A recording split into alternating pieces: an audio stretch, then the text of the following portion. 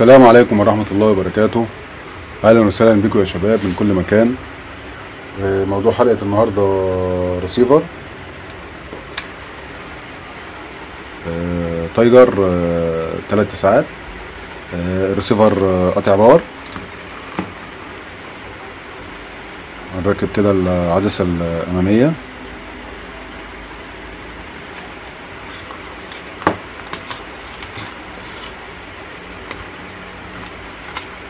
راكب كابل الباور.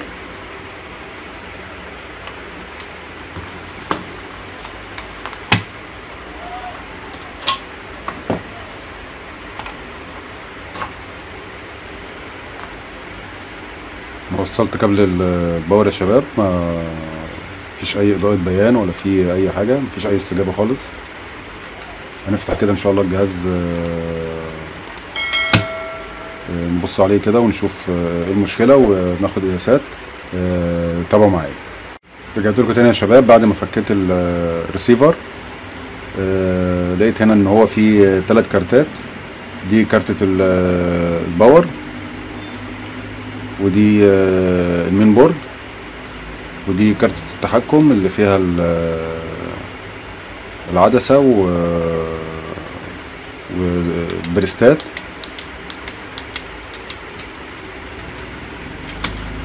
هنفك كارتة الباور كده ان شاء الله، نبص عليها.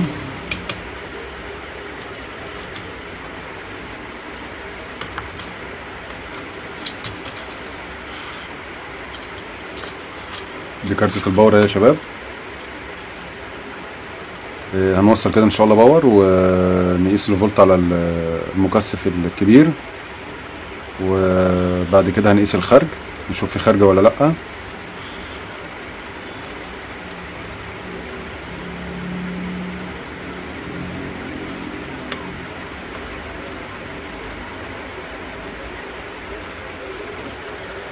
ربط بس البوردة تاني عشان ما تتهزش مننا واحنا بنركب كابل الباور.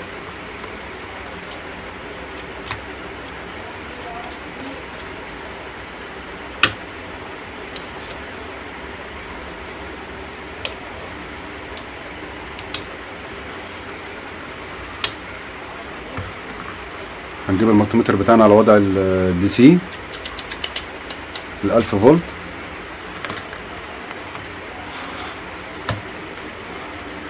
ده المكثف الكبير اهو يا شباب.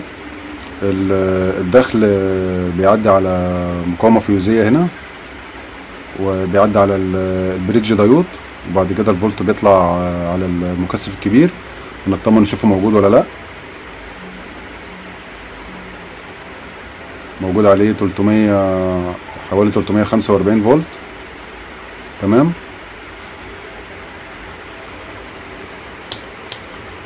نشوف الخارج كده.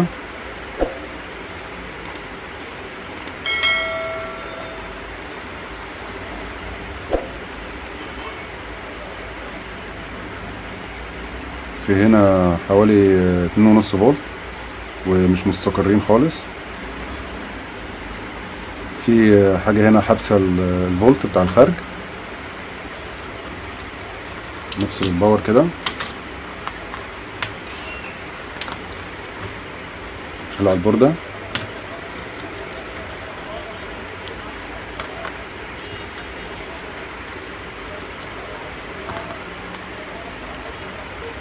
طبعا بس ان مفيش فولت على المكثف الكبير، الفولت اتفرغ. تمام.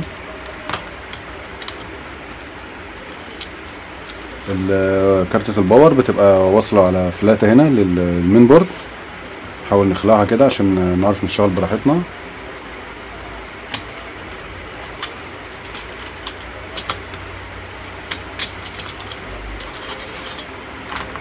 دي كده دايرة الباور اهي يا شباب. وطالما الفولت هنا مش مستقر وفي 300 فولت على المكثف الكبير كده، المفروض دايرة التقطيع تمام. هنجيب المالتيمتر على وضع الصفارة ونطمن على ديودات الخارج.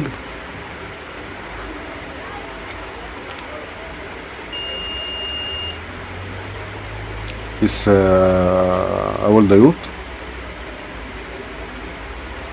تمام، مفيش مشكلة. في ضيوتين تحتيها اهم، هنقيس كل واحد فيهم.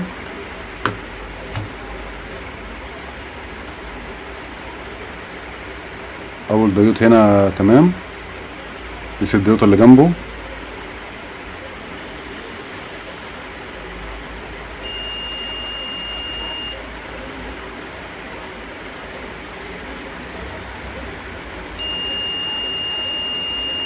الديود اللي جنبه ده عليه شورت يا شباب. الديود ده الخاص بال 3.3 فولت، هنفكه كده نقيسه بره، اللي هو الديود اللي جنب المكثف ده على طول.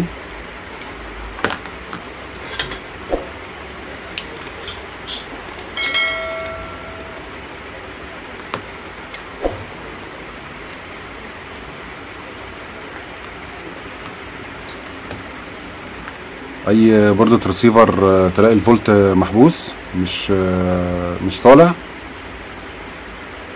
تطمنوا على الضيوتات اول حاجه يا شباب.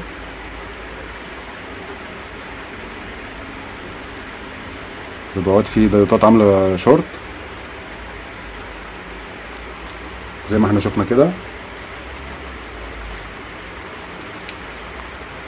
نفك كده نطمن عليه بره برضو عشان نتاكد.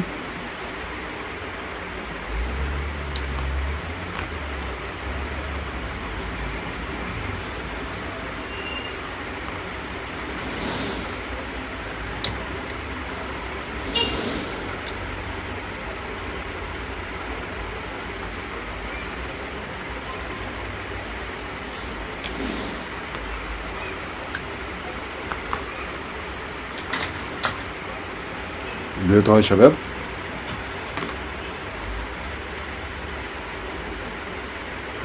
هنقيسه كده بره نطمن عليه نشوفه هو اللي فيه المشكله ولا المشكله في البورده.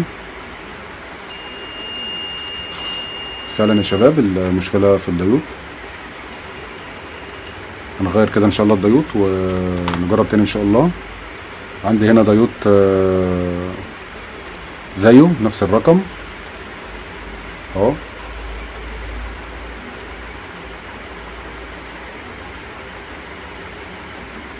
بس طبعا المكان هنا ضيق، انا هحاول اركبه من الناحيه التانيه.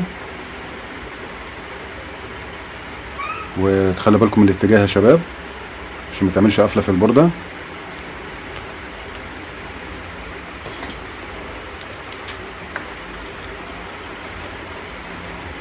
نزود بس مكانه الزير كده.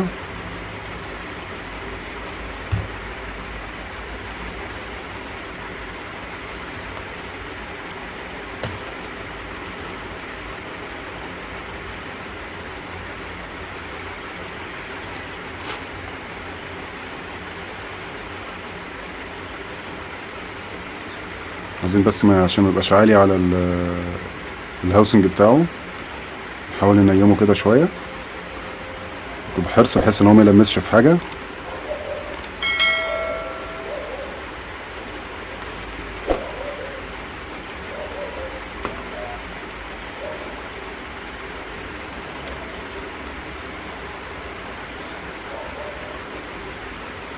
معلش بقى هي البورده ضيقه جوه فمش هيتعبنا عشان يركب من جوه، فانا نيمته ورا اهوت ومش ملمس في حاجه يعني.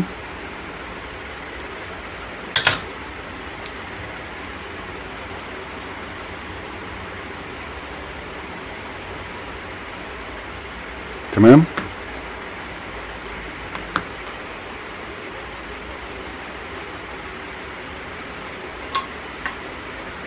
ركب بس هنا الاول عشان الجاك ده بيبقى ضعيف شويه.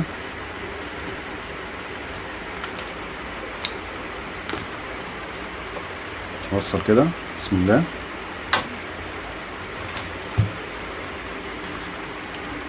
نجيب المالتيمتر على وضع 200 فولت. نطمن على الخارج تاني. 3 و3 طلعوا اهما يا شباب.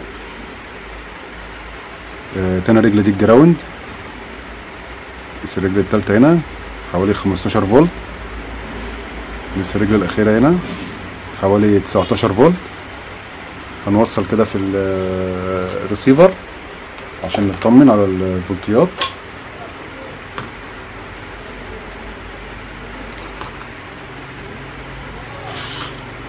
اوقات البوردة بيبقى فيها مشكلة، وبعد ما تعملها تلاقي برضو الجهاز مش قايم باور والبوردة فيه خرج، بس اول ما بتعمل لود على الجهاز بتلاقي الفولت بينزل.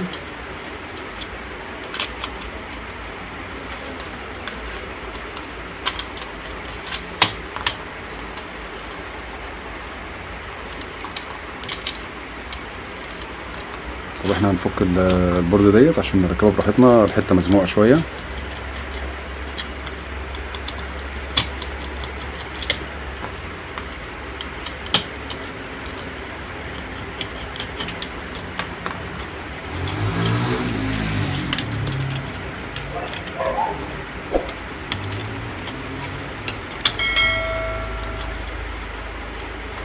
ركبنا الكابل كده تمام براحته. قفل كده البوردة تاني.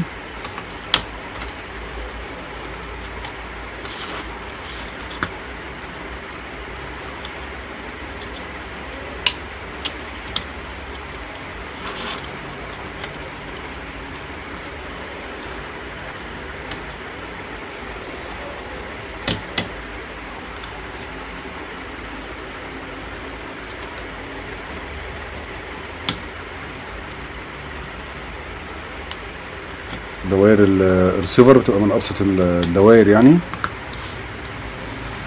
والبورد دي اصلا بتتباع جديده يعني، حتى لو لقيت البورده فيها مشكله وفي استحاله في صيانتها او كده ممكن تجيبها جديده تحيلك الريسيفر طبعا. بس احنا طبعا بعد القياس لقينا في دايود فيه مشكله فغيرناه، وقسنا الفولت لقينا الحمد لله طلع. هنوصل كده ان شاء الله ونجرب تاني.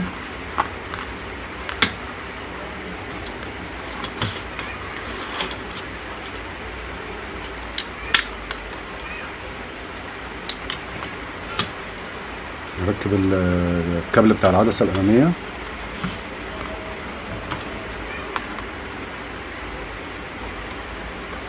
نوصل كده ان شاء الله. بسم الله.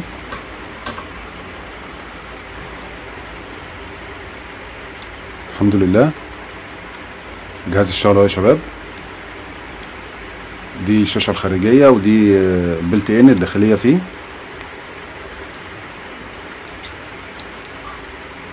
جايب هنا على القناه رقم 7. نيجي نقلب كده، بيقلب 8 اهو.